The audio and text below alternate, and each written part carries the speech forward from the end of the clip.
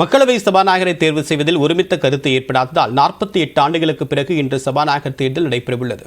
தேர்தலில் பாஜகவின் ஓம் பிர்லாவும் காங்கிரஸ் கட்சியின் கொடிக்குனில் சுரேஷும் போட்டியிடுகின்றனர்.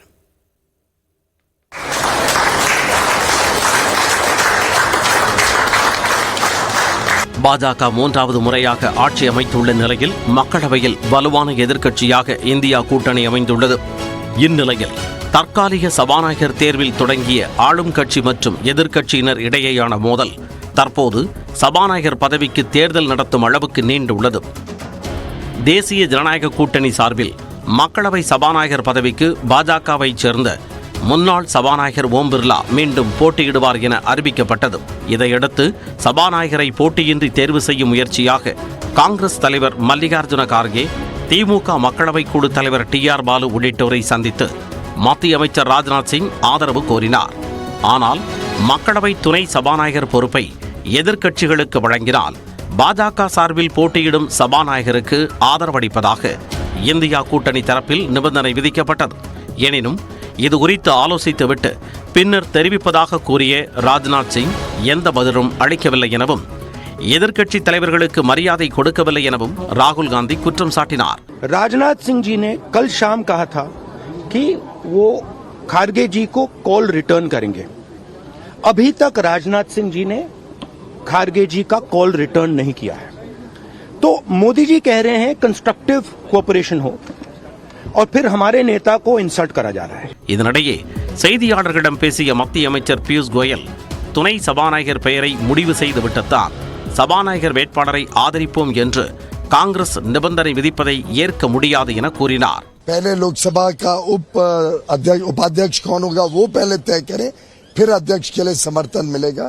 इस प्रकार की राजनीति को हम की निंदा करते हैं और मुझे लगता है कि अच्छी परंपरा ये रहती कि लोकसभा निर्विरोध एक सर्वसम्मति से अध्यक्ष चुनता. இதையடுத்து சபாநாயகர் தேர்தலில் போட்டியிடுவது என இந்தியா கூட்டணி முடிவு செய்ததால் மக்களவை சபாநாயகர் பதவிக்கு 48 ஆண்டுகளுக்கு பிறகு தேர்தல் நடைபெறும் சூழல் உருவாகியுள்ளது.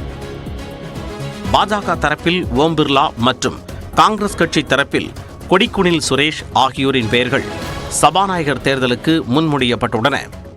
இந்நிலையில் இந்தியா கூட்டணியின் சபாநாயகர் வேட்பாளர் குறித்து தங்களுடன் விவாதிக்கவில்லை என கூறியுள்ள திரிணாமுல் காங்கிரஸ் MP அபிஷேக் பானர்ஜி இது ஒருதலைப்பட்சமான முடிவு என கூறியுள்ளார்.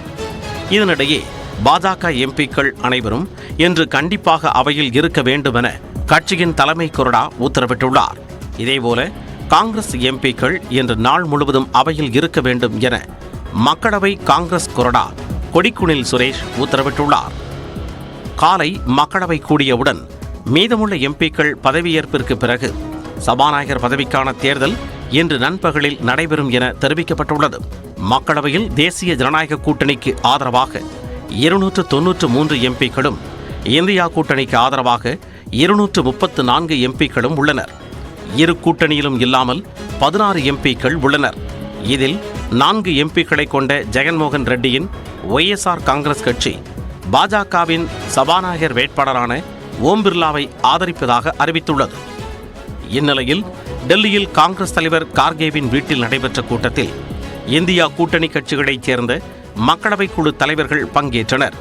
இதில் மக்களவை துணை சபாநாயகர் தேர்தலிலும் போட்டியிடுவது என முடிவு செய்யப்பட்டுள்ளது.